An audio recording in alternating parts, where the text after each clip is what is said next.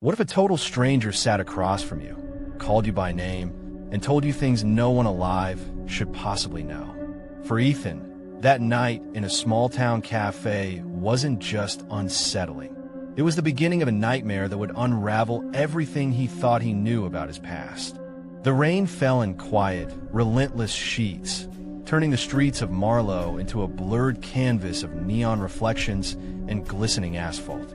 Inside a small, dimly lit cafe, Ethan sat alone at a corner table, nursing a lukewarm coffee and scrolling through his laptop. Freelance journalism often meant long nights researching stories that never made it past the local police blotter. Tonight was no different, or so he thought. The bell above the door jingled softly. He barely looked up, assuming it was another customer seeking shelter from the storm. But then he noticed something odd.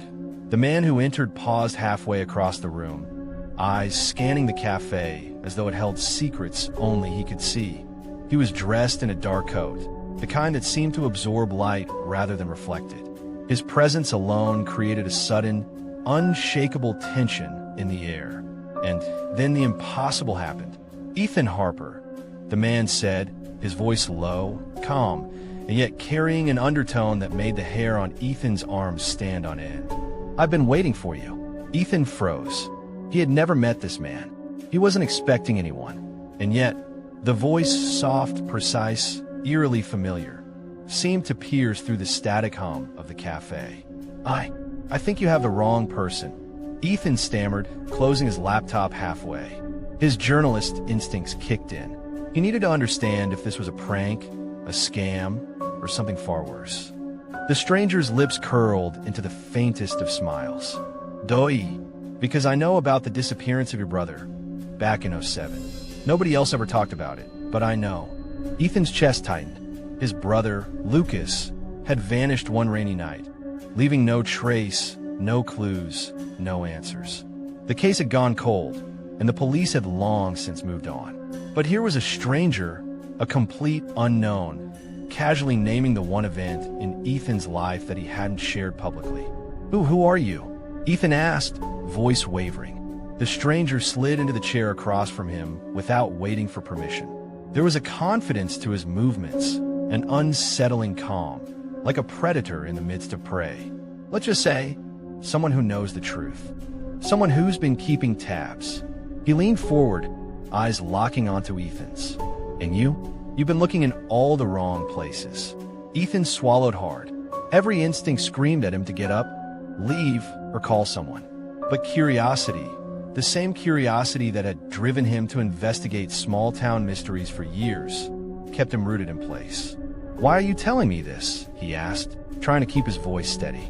"Because," the stranger whispered, lowering his voice until it was barely audible, "you were supposed to forget. But some things, some truths, find a way to surface." Ethan's mind raced. Was this a prank? Someone who had been stalking him online? Or could it be something far more sinister? He noticed the stranger's hands, pale and unblemished, resting lightly on the table. There was an almost surgical precision in them, deliberate movements that contrasted sharply with the chaos in Ethan's mind. "You need to follow me," the stranger said suddenly, sliding a small, folded piece of paper across the table. Ethan's hand hesitated over it, the weight of possibility pressing down like a physical force. The paper bore only a set of coordinates and a date. Nothing else. "I don't know you," Ethan said again, trying to sound assertive. "I don't go to unknown places with strangers." The stranger smiled faintly. "And yet, here you are, talking to me. Something brought you to this cafe tonight, didn't it? Something inside you that's been waiting to remember." Ethan felt a chill run down his spine. The stranger's words grazed the edge of memory, but the memories themselves were hazy, fragmented, like shadows just out of reach. His journalist's curiosity warred with his sense of self-preservation. "I don't even know if I can trust you," Ethan admitted, voice barely above a whisper. "You don't have to," the stranger said. "You only need to trust that what's coming is bigger than you, and you're already part of it." The rain outside intensified, slamming against the window in sudden bursts. Lightning flashed, illuminating the stranger's face for a fraction of a second. features sharp, almost ageless, impossible to place. When a light faded, the shadowed figure seemed even darker, more insidious. Then, without warning, the stranger rose. He left a small, leather-bound notebook on the table, his coat sweeping across the floor with a soft whisper. "Read it when you're alone," he said, and before Ethan could respond, he was gone, swallowed by the storm outside. Ethan stared at the empty chair, the notebook, the rain. The cafe felt suddenly smaller, claustrophobic. Every instinct screamed that he should leave, run, forget it ever happened. But another, deeper voice, a voice buried beneath fear and doubt, urged him to open the notebook. With trembling hands, he flipped it open. Inside were pages filled with neat handwriting, dates, names, and descriptions that seemed to chronicle events from his own life. And then, at the bottom of the last page, a single line sent his heart into his throat. He never left. And he remembers. The cafe door jingled again, but no one entered. Outside, the rain fell harder, hiding everything in a curtain of silver. But Ethan knew one thing. The stranger wasn't just in this town. He was inside his life, inside his past, inside his memory, and he was coming back. Ethan looked around, half expecting the stranger to appear again at any moment. But all he could see were shadows, and the ominous certainty that the past he thought he'd buried was far from over.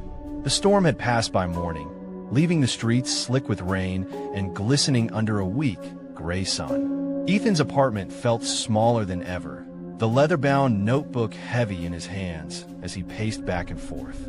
Every line inside seemed impossibly precise, documenting his life with intimate detail. Names, dates, locations, even memories he wasn't sure were real anymore. He had told himself he wouldn't follow the stranger's instructions.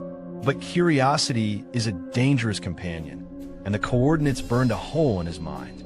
By mid-afternoon, Ethan was in his car, gripping the steering wheel tighter than necessary, eyes flicking to the GPS screen that led him to the outskirts of town. The address was an abandoned train depot, a relic from the 1920s with broken windows and rusting tracks stretching like skeletal arms into the distance. The wooden siding was warped and peeling, and every step on the cracked pavement echoed too loudly. The air smelled of rust, wet wood, and something Ethan couldn't place, a faint, metallic tang that made his stomach churn. Inside, dust motes floated in beams of light from broken windows.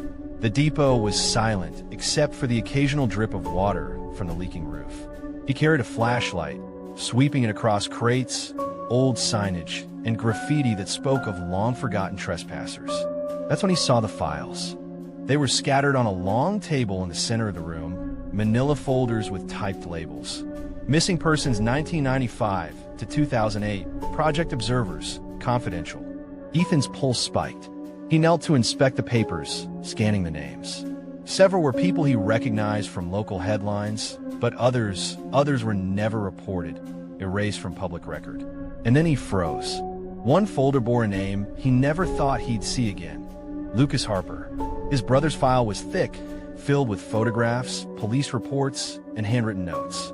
The final page contained a blurry photograph of a young boy, standing in a room that seemed familiar.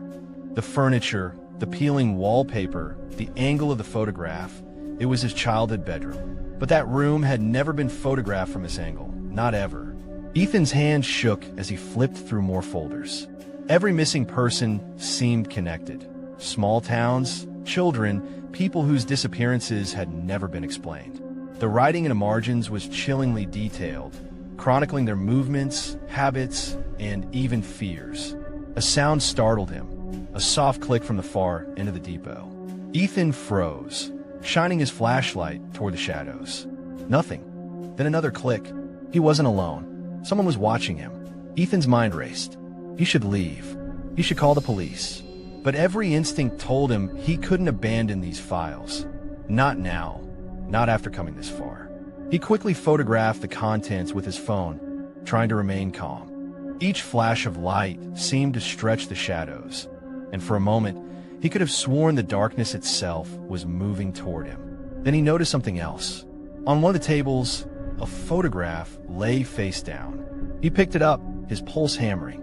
Flipping it over revealed a single image, a younger version of himself. Not as he remembered, but as a child, standing with a man in a dark coat. The same man from the cafe, the stranger. Ethan's stomach dropped. He had no memory of this moment, no recollection of the man standing beside him. And yet, there he was, smiling faintly, hand resting on Ethan's shoulder, as if the photograph captured more than just a single moment. It captured something he was never meant to remember. The sound came again, louder this time. Footsteps. Close. Ethan spun toward the noise. A shadow darted across the far wall, disappearing behind a stack of crates. He clicked his flashlight in the direction, but there was nothing, only the eerie silence of the abandoned depot. The hairs on the back of his neck stood on end. Someone, or something, was here with him. He backed toward the exit, phone in hand, but paused as his eye caught something else.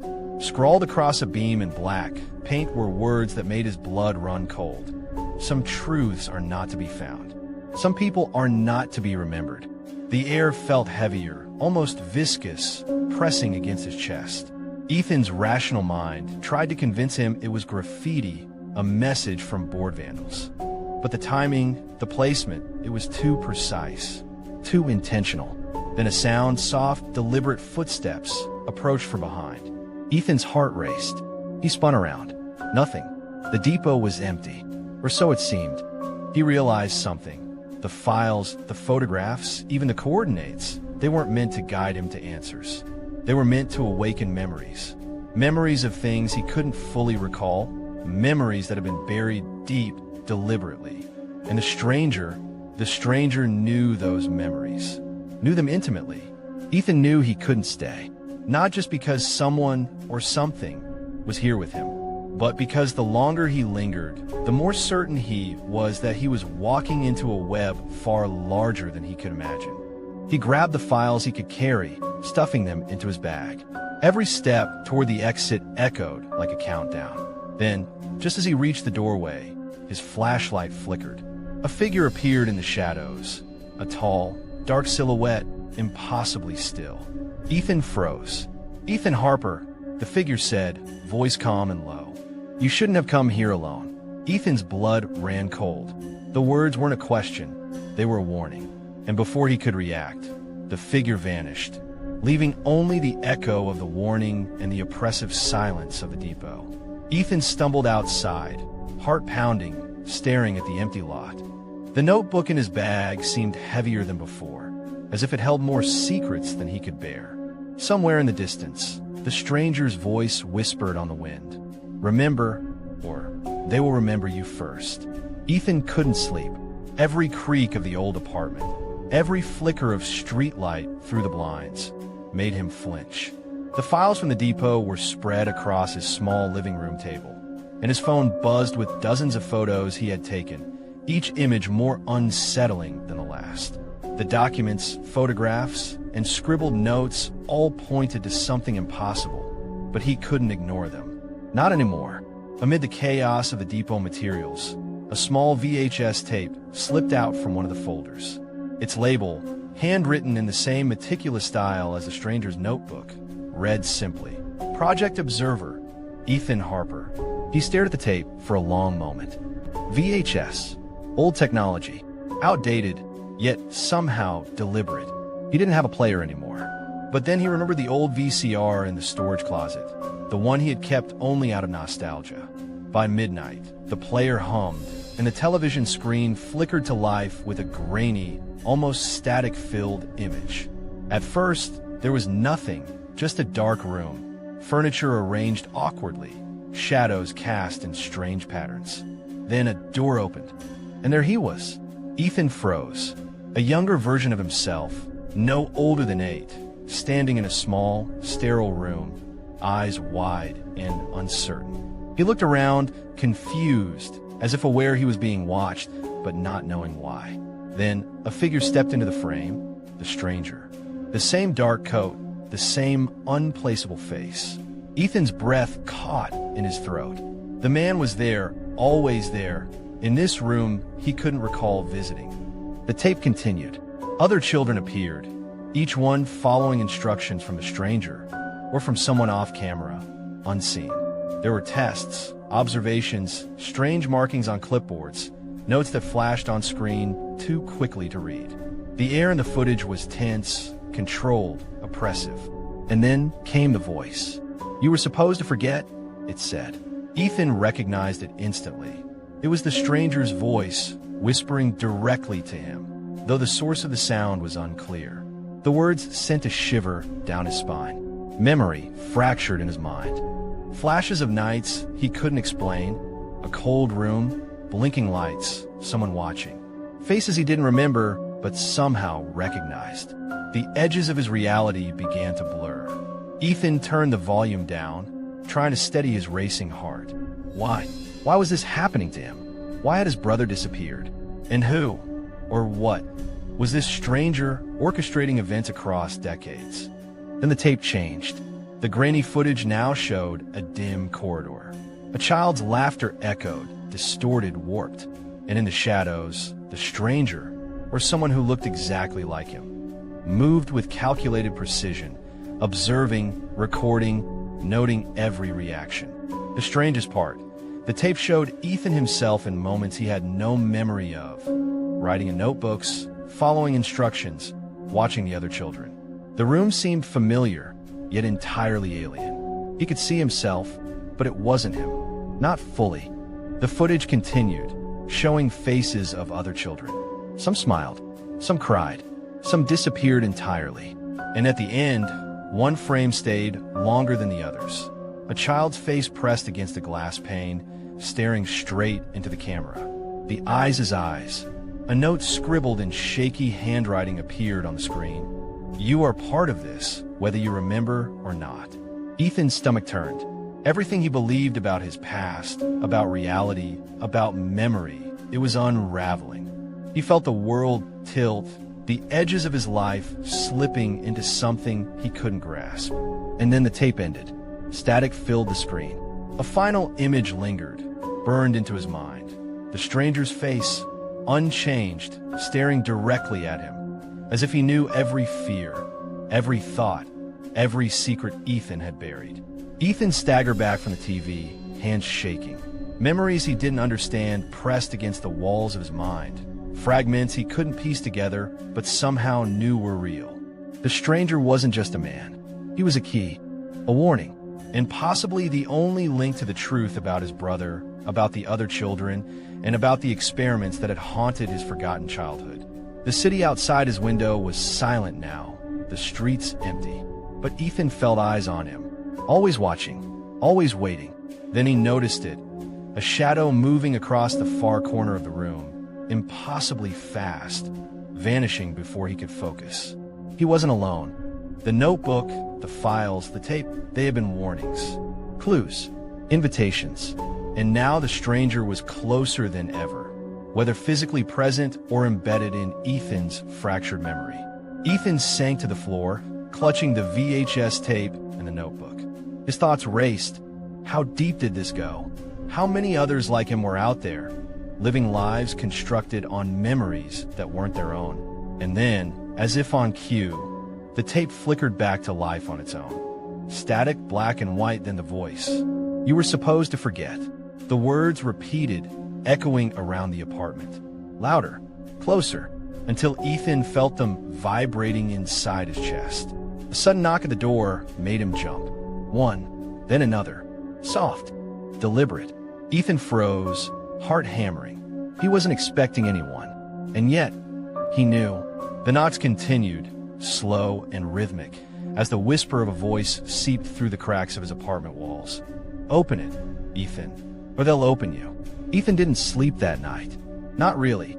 Every creak in his apartment, every shadow cast by the flickering streetlight, seemed to whisper warnings he couldn't fully hear. The VHS tape rested on the coffee table, a silent testament to a past he couldn't grasp but somehow recognized. He had to confront the stranger. He had to know the truth, or at least what little of it could be revealed before everything collapsed. By late afternoon, Ethan found himself back at the coordinates. The abandoned train depot loomed like a skeleton of memory. But this time, he wasn't going alone.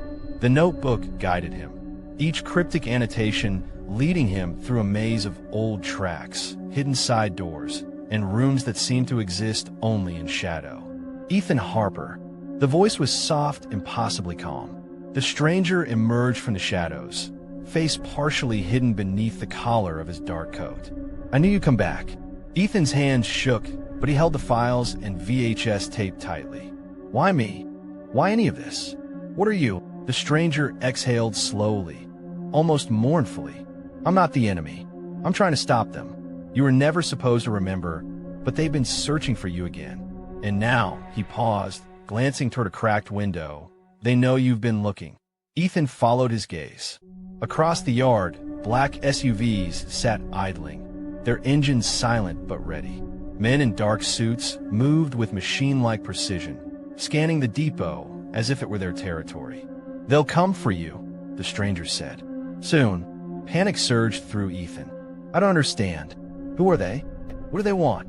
"They erase what they can't control," the stranger replied. "And you, Ethan, you remember too much." Before Ethan could ask another question, the first SUV's doors opened.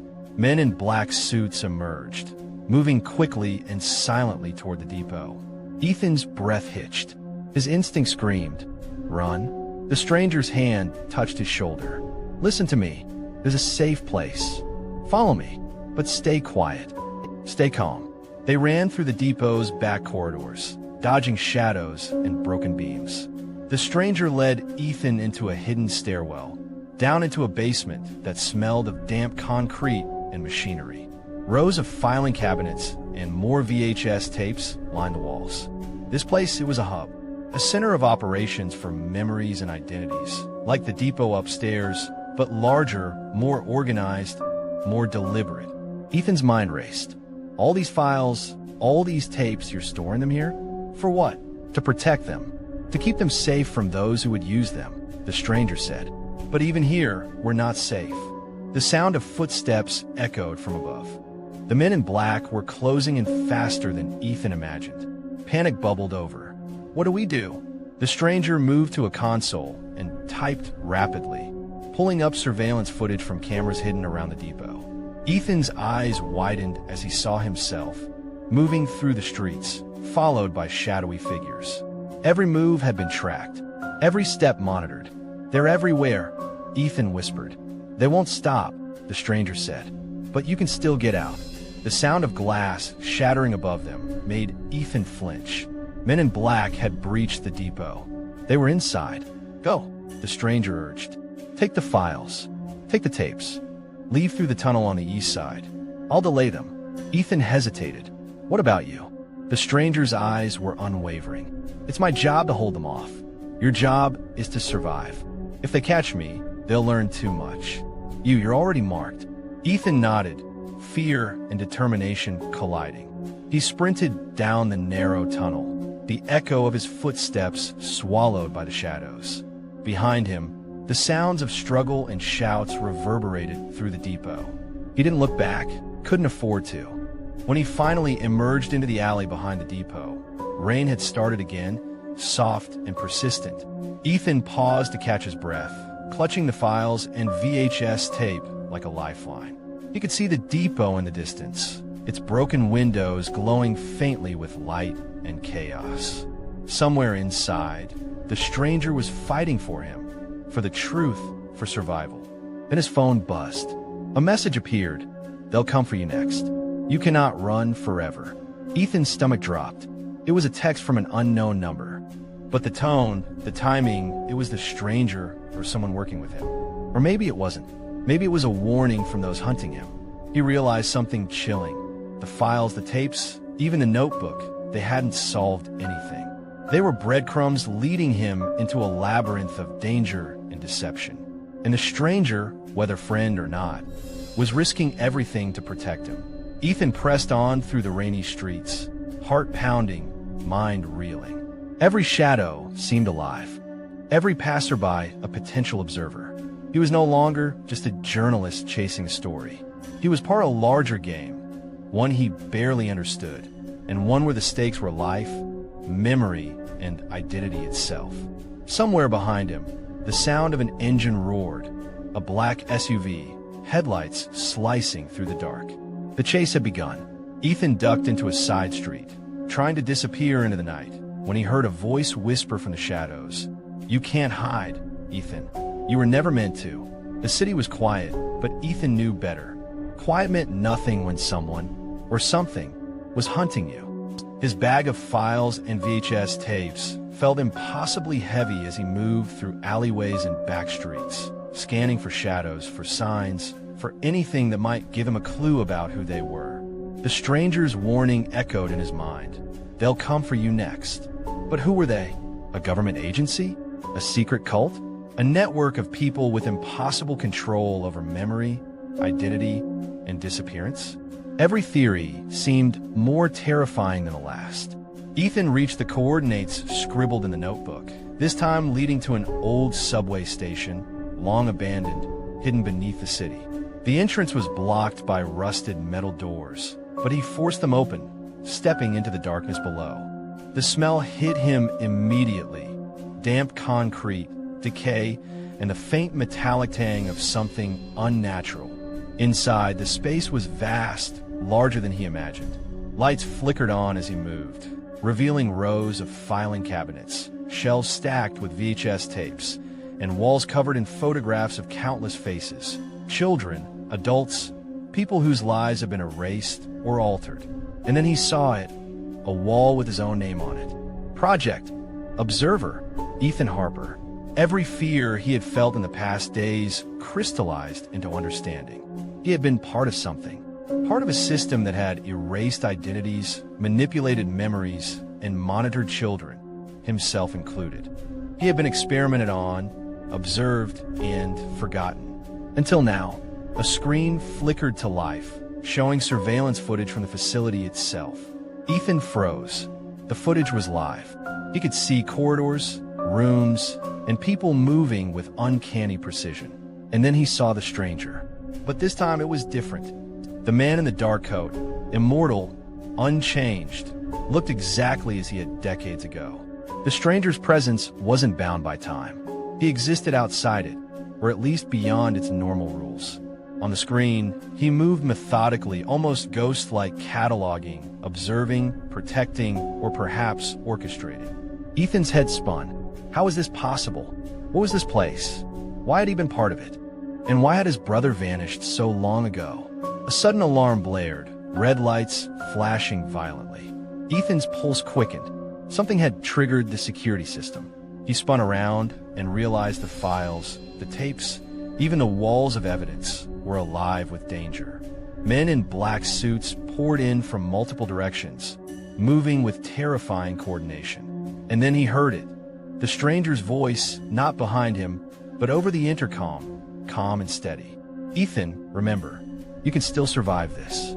But you must decide what to do with the truth." Ethan's instincts screamed to run, but he also knew something impossible. The stranger had left him clues for a reason. He could escape, maybe even expose the facility, but at what cost? Every move he made was anticipated, cataloged, observed. He was a piece in a system far larger than himself. He ran toward the far end of the facility, through corridors lined with memories he had no right to see. Faces of children, teens, adults, many he recognized from news articles, some from his own fragmented memories. Each photograph, each file, was a life stolen, erased, or manipulated. He reached a control room, the walls lined with monitors. One screen drew his attention, a live feed of himself in the depot, moment from the past few days. And then he saw something that made his stomach turn, a recording of the stranger, not as he was now, but unchanged since the 1980s, cataloging every child in the program, including Ethan. A single line of text appeared on the monitor. He remembers now. And so do you. Ethan realized the full horror. The stranger had always been part of this system, and yet he had also been its only possible safeguard. Memories could be erased, lives manipulated, but some truths, some people, refused to be controlled. The stranger was proof, and Ethan was next. Suddenly, A shadow moved across the monitors, a figure in black, larger, more imposing than any man he had seen. The system's alarm screamed louder. Red lights bathed the room. The stranger's calm voice whispered one last instruction. Go. Don't stop. Don't look back. Ethan bolted down a stairwell, past steel doors, past corridors stacked with lives forgotten. The facility shook with the sound of pursuit. But as he reached the surface, sunlight streaked through the cracks in the ceiling, momentarily blinding him. And it was gone. Silence. The facility loomed behind him, vast, unknowable, but seemingly abandoned once more. Ethan's bag weighed heavily with the files and tapes. He stumbled into the city streets, heart racing, mind reeling. The truth was out there, and he was alive, but at what cost? A gust of wind carried a familiar voice. Ethan froze. They'll never stop. Remember, but they will remember you first. He spun around, but no one was there. Only the streets, empty and ordinary, hiding the impossible horrors beneath. Ethan understood one thing. The stranger had saved him, for now. But the open-ended reality remained. Were the men in black still watching? Would he ever escape the facility's reach? And most importantly, what had truly happened to his brother? Ethan vanished into the crowd, a single man armed with knowledge no one else could bear, chased by shadows that existed in the corners of memory, time, and fear itself. The story didn't end. It had only begun. The stranger exists outside normal time. Ethan is part of a hidden program manipulating memory and identity, and they remain an unseen, omnipresent threat. The audience is left to speculate. Will Ethan survive? Who is the stranger, really? What became of the children in the program?